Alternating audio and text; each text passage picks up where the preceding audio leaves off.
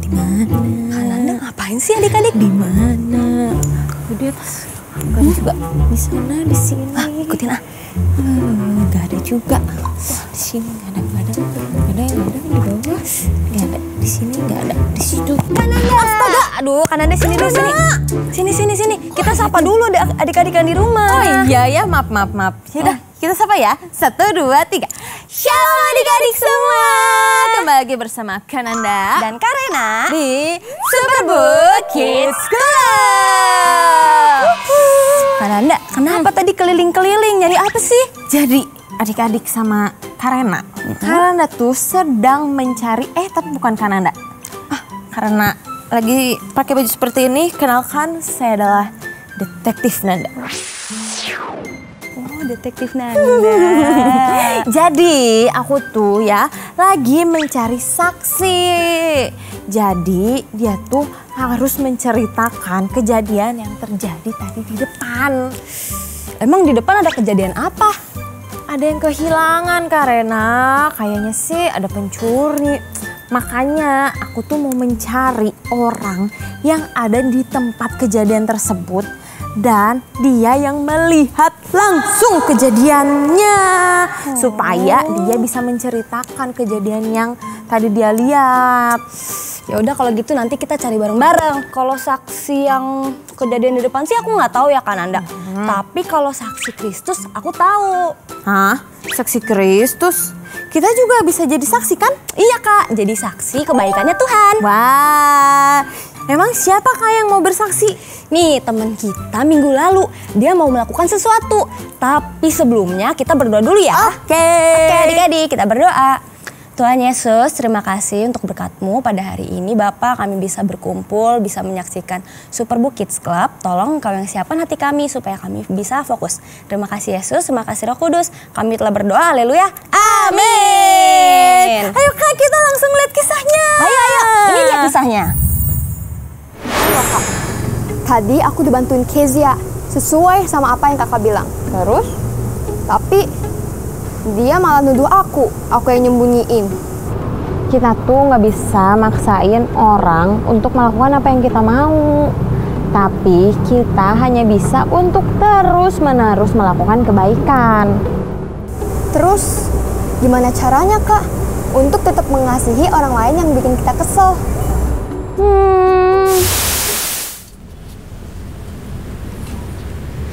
Tunggu Kezia. Aku cuma mau ngasih ini kok. Ini dari tadi aku udah bawa. Tadinya aku rencananya mau makan bareng kamu. Tapi buat kamu aja deh, ini kan kesukaan kamu.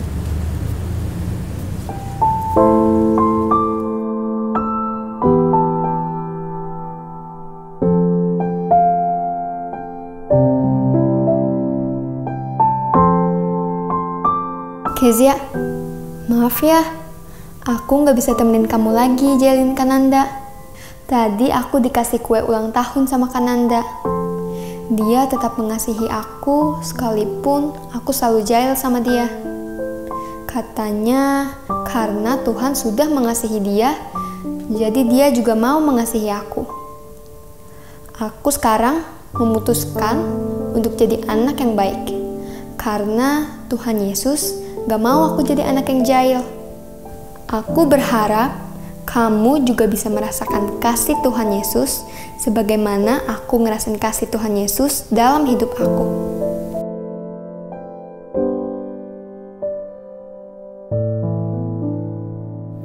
Kananda, aku tadi udah kasih makanan kesukaan dia sama surat yang isinya cerita tentang aku. Beneran? Aduh, kira-kira ceritanya bakal menggugah hati dia nggak ya? Semoga ya. Iya, juga berharapnya gitu sih.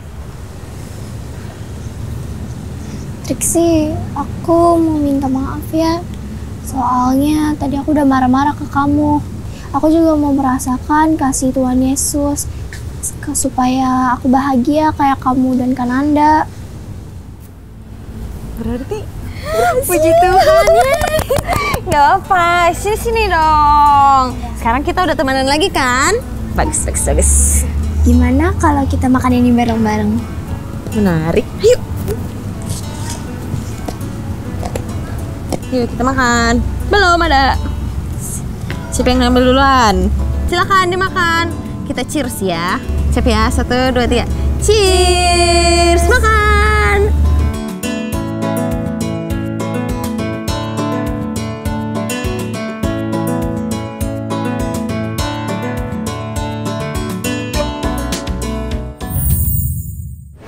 Yeay! Nah, adik-adik, dari kisah tadi kita bisa lihat bahwa kesaksian itu bisa berdampak untuk orang lain. Tapi sebenarnya kenapa sih Kak kita itu harus menceritakan atau bersaksi tentang kebaikan Tuhan kepada orang lain? Nih, kita mau sama-sama buka Alkitab kita dari Kisah Para Rasul 1 ayat 8. Kalian ambil Alkitab dulu ya Kak. Oke. Yuk adik-adik semuanya ambil Alkitab. Terus kita mau sama-sama buka di Kisah Para Rasul 1 ayat 8. Yuk, kita baca. Kita baca bareng-bareng ya adik-adik. 1, 2, 3. Kisah Para Rasul 1 ayat 8. Tetapi kamu akan menerima kuasa kalau Roh Kudus turun ke atas kamu. Dan kamu akan menjadi saksiku di Yerusalem dan di seluruh Yudea dan Samaria dan sampai ke ujung bumi. Nah, di ayat itu kita diperintahkan untuk menjadi saksinya Tuhan. Menceritakan kebaikannya Tuhan, pekerjaan Tuhan yang luar biasa dalam hidup kita, berkat Tuhan yang sudah kita terima. Nah, adik-adik, saksi itu artinya adalah orang yang melihat, mendengar, dan mengalami sendiri kejadian yang ada. Menjadi saksi Kristus atau menjadi saksi Tuhan juga seperti itu. Kita sudah melihat karya Tuhan yang luar biasa di dalam hidup kita. Kita sudah mendengarkan pekerjaan Tuhan yang keren-keren dan mengalami langsung kebaikan Tuhan. Nah, itulah yang harus kita ceritakan kepada orang-orang. Kalian sudah pernah merasakan, sudah pernah melihat, dan sudah pernah mendengarkan tentang kebaikan Tuhan, kasih Tuhan, pekerjaan Tuhan? Pasti kan? Betul. Makanya kita itu harus bersaksi tentang semuanya itu. Jadi bersaksi itu bukan pilihan, tapi sebuah panggilan untuk orang-orang yang percaya kepada Tuhan Yesus. Nah Kak, tapi kan aku masih kecil Kak. Aku nggak tahu ngomongnya gimana. Aku malu Kak, aku nggak bisa ngomong. Pasti banyak alasan supaya kita untuk bersaksi. Tapi ingat adik-adik, kalau saat kita bersaksi, kita tuh nggak sendiri. Tapi ada Roh Kudus yang bekerja sama dengan kita dan mau menolong kita. Sebelum kita bersaksi, kita minta tolong dulu, pertolongan dari Tuhan dan kekuatan dari Tuhan. Jadi ketika kita berbicara, ketika kita menceritakan kebaikan itu, kasih Tuhan, kita itu akan dibantu oleh Roh Kudus. Roh Kudus itu akan bekerja dalam kita supaya kita bisa menyampaikan dengan baik. Wah, sama kayak Triksi tadi ya, adik-adik dan Karena ya bersaksi tentang apa yang sudah Tuhan lakukan di dalam kehidupannya. Ia mau terus melakukan perintah Tuhan dan akhirnya temannya mau berteman lagi sama dia. Jadi adik-adik, kita nggak boleh malu-malu untuk bersaksi. Kalau kita senang dapat sesuatu nih, pasti kita ceritakan kan ke orang-orang. Nah, sama seperti itu juga ketika kita bersaksi, kita harus se-excited itu. Siapa yang mau belajar untuk bersaksi? Angkat tangan. Wah, puji Tuhan, banyak banget tuh kan Andi angkat tangan. Sekarang kita bangkit berdiri dan kita mau berjanji melalui super kebenaran. Oke, sebentar, karena taruh dulu Alkitab. Oke, sudah bangkit berdiri semuanya? Sudah. Oke, ikutin gerakan Karena ya. Ya. Super kebenaran. Super kebenaran. Aku mau menjadi saksi Tuhan. menjadi saksi Tuhan Dimanapun. kapanpun, Dan kepada siapapun. Yeay. Ayo. Super kebenaran. Aku mau menjadi saksi Tuhan dimanapun, kapanpun, dan kepada siapapun. Karena apa tuh? Ngomong-ngomong soal bersaksi nih ya, di Alkitab itu ada loh seorang tokoh yang bersaksi tapi ia berbohong karena dia tuh takut dihukum. Berbohong? Iya. Bukannya tokoh Alkitab tuh baik-baik semua ya kan Anda? Nah, itu dia hebatnya Tuhan, Karena dan adik-adik. Ia mau memakai orang-orang berdosa untuk menjadi alatnya dan bisa memberkati banyak orang. Ya udah, aku mau tahu dong Kak ceritanya. Adik-adik juga pasti mau tahu. Ya udah, gimana kalau kita langsung lihat aja di Semua Tentang Alkitab. Sekarang aku tahu. Halo Agent Superbook semuanya, kembali lagi bersama Detektif Nanda di Semua Tentang Alkitab. Kalian pernah gak sih punya teman nih ya yang jago banget ngomongnya, tapi kalau ditantang untuk melakukannya langsung jadi penakut, langsung jadi ciut. Ayo, punya nggak? Atau jangan-jangan kalian nih? Nah, di Alkitab adik-adik ada nih seorang yang sangat sering untuk membual atau berbohong. Ketika dihadapkan dengan hal yang mengerikan, ia langsung kabur. Tapi ada sesuatu yang keren terjadi. Detektif udah gak sabar nih untuk bahas bersama dengan adik-adik semua. Jadi langsung aja kita bahas di Semua Tentang Alkitab. Sekarang aku tahu. Jadi sebelum Tuhan Yesus ditangkap dan diadili, Tuhan Yesus sudah memperingatkan murid-muridnya bahwa akan ada sesuatu yang besar yang akan terjadi. Dan itu semua akan membuat iman mereka tergoncang. Tapi Petrus dengan bangganya ia berkata, biarpun semua orang tergoncang imannya karena engkau, aku sekali-kali tidak. Sekalipun aku harus mati bersama-sama dengan engkau, aku tidak akan menyangkal engkau. Semua murid pun berkata hal yang sama. Tapi sebelum 1 hari nih ia mengatakan itu. Menurutmu apa yang akan dilakukan Kayafas pada Yesus dari Nazaret? Oh, dia akan mendapat ganjarannya bersama dengan pengikutnya. Kamu orang yang bersama Yesus, orang Galilea itu kan?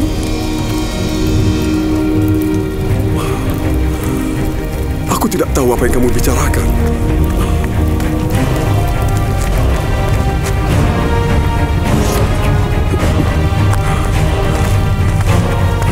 Orang itu bersama Yesus dari Nazaret. Sumpah, aku tidak kenal orang itu. Kau pasti salah satu dari mereka. Kami bisa tahu dari logat Galileamu. Terkutuklah jika aku berbohong. Aku tidak kenal orang itu. Sebelum ayam jantan berkokok besok pagi, kau akan menyangkal 3 kali bahwa kau tidak mengenalku.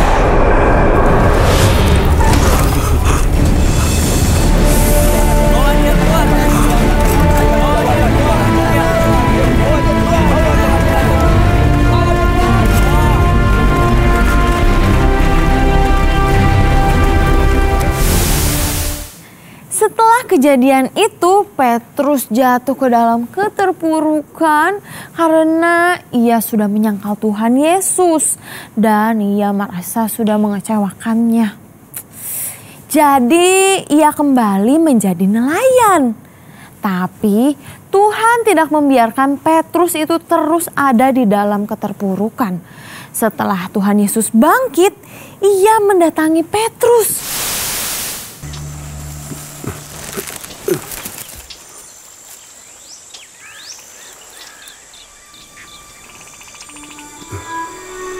Tuhan, aku...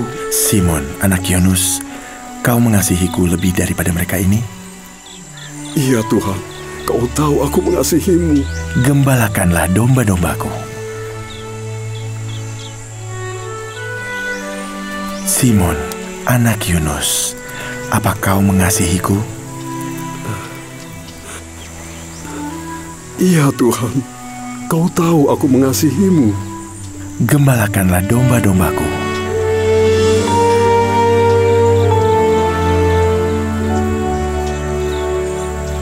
Simon, anak Yunus, apa kau mengasihiku?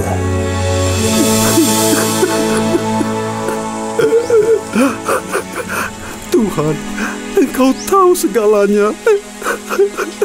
Engkau tahu aku mengasihi Engkau. Gembalakan domba-dombaku dan ikuti aku. Setelah Tuhan Yesus naik ke sorga, Petrus menuruti apa yang sudah Tuhan perintahkan. Tuhan, apakah sudah waktunya membebaskan Israel dan memulihkan kerajaan kami? Bapakku sendiri yang akan menentukan hari dan waktunya. Itu tidak perlu kalian ketahui. Tetapi kalian akan mendapat kuasa kalau Roh Allah sudah datang kepadamu. Dan kalian akan menjadi saksi-saksi untukku di Yerusalem, di seluruh Yudea, di Samaria, dan sampai ke ujung bumi.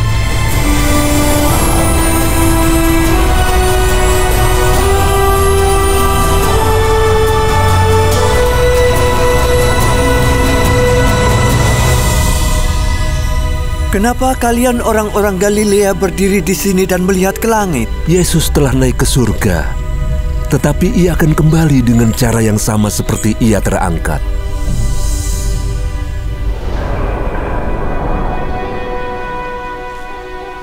Ayo, ikut kami berdoa.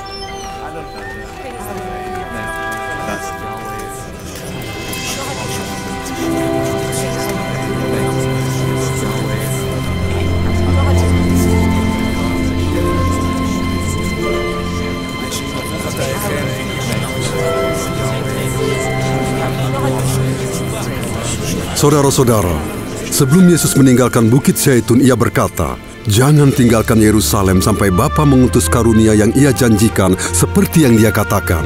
Yohanes Pembaptis membaptis dengan air, tetapi dalam beberapa hari kamu akan dibaptis dengan Roh Kudus."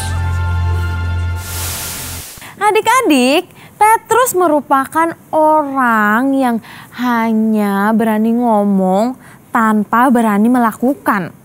Ketika ia bilang bahwa sekalipun ia harus mati bersama dengan Tuhan Yesus, tapi ketika hanya ditanya doang, ia langsung menyangkal dan ia langsung ciut. Dia mungkin bukan orang yang hebat. Tapi ketika Petrus benar-benar mengalami kasihnya Yesus, keajaibannya Yesus, dan ia benar-benar menghidupi Tuhan Yesus di dalam hidupnya, ia menjadi sangat berani untuk bersaksi akan hal-hal yang sudah ia rasakan dan membuat 3.000 orang lebih bertobat, dan khotbahnya yang kedua menjadi 5.000 orang. Wow, Tuhan memakai dia menjadi alatnya supaya melalui kesaksiannya banyak orang yang mendengar kasih Tuhan. Tugas itu bukan hanya untuk Petrus adik-adik, tapi untuk semua orang yang percaya kepada Tuhan Yesus. Termasuk detektif Nanda dan juga agen-agen semuanya. Siap untuk menjadi saksi Tuhan? Seru sekali adik-adik, kita bisa terus belajar Alkitab dengan cara yang seru seperti ini.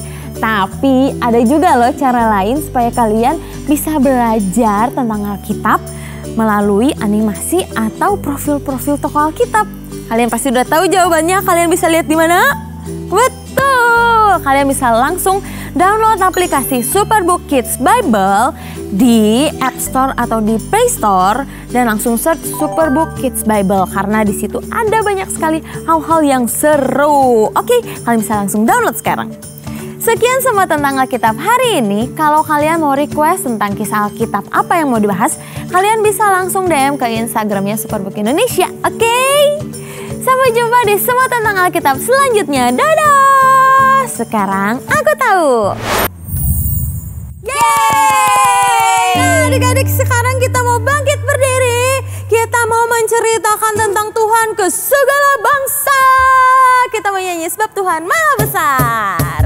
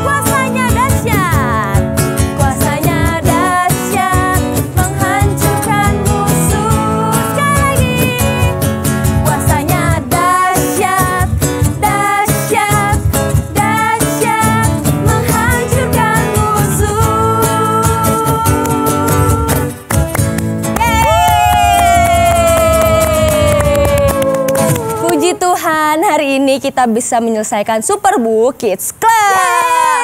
Terima kasih adik-adik sudah mengikuti Superbook Kids Club dari awal sampai akhirnya. Wah, kita juga mau berterima kasih sebanyak-banyaknya untuk papa, mama, dan kakak-kakak semua yang mau terus mendukung pemuritan anak di Indonesia melalui Superbook Indonesia dan Cahaya Bagi Negeri. Dan hari ini kami juga mau mengajak untuk papa, mama, dan kakak-kakak yang tergerak hatinya untuk kita sama-sama memuridkan lebih banyak lagi anak di Indonesia.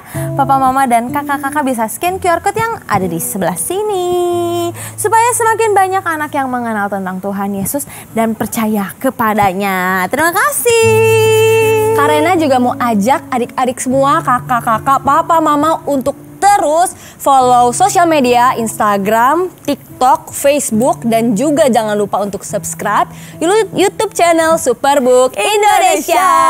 Jangan lupa untuk like, komen, dan share konten kita.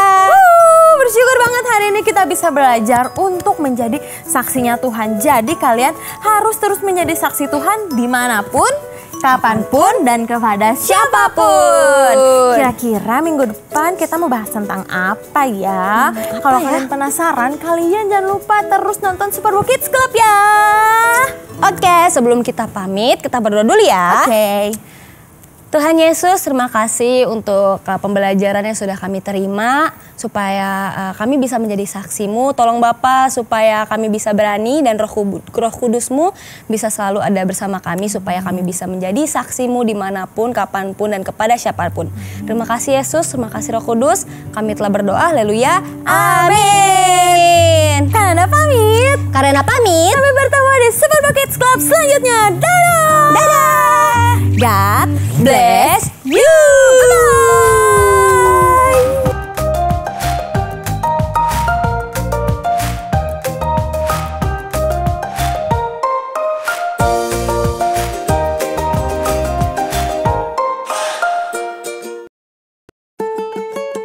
Perkenalkan, nama saya Meifa Pendatu, umur saya 11 tahun.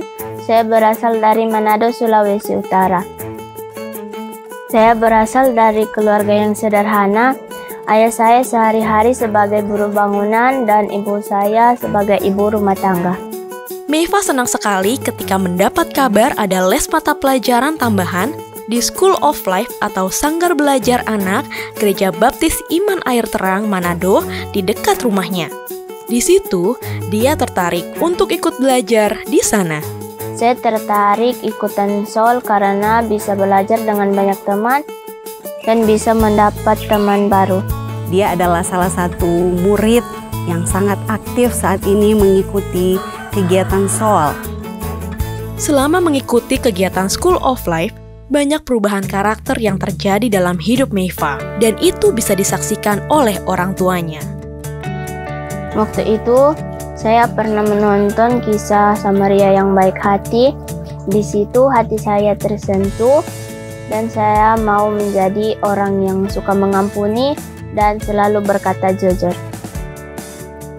Meifa, DP orang sebelum bergabung di SOL, DP orang mudah marah, nyandak sabar, koncudu. Setelah bergabung di SOL, Meifa dapat lihat banyak perubahan. So, lebih sabar, so tahu berbagi dengan DP adik. Di balik semangatnya untuk belajar dan perubahan karakter yang dialami oleh Meifa, ternyata dia masih memiliki masalah yang lain. Dia mengalami kesulitan untuk melihat. Rupanya dia mengalami katarak sejak lahir. Kita bergumul dengan Meifa karena Meifa mata sebelah kanan so tidak dapat lihat, dan yang jadi pikiran pak kita karena Meifa sekolah, kita bergumul bagaimana DP mata ini kalau so tidak dapat lihat. Mendengar hal ini, Cahaya Bagi Negeri melalui program kemanusiaan Obor Berkat Indonesia mengusahakan agar Meifa bisa melihat normal dengan memberikan bantuan operasi mata gratis. Dulu saya hanya bisa melihat dengan satu mata saja, tetapi sekarang saya bisa melihat dengan dua mata saya. Saya merasa bersyukur karena saya tidak menyangka bisa bergabung dengan SOL Air Terang.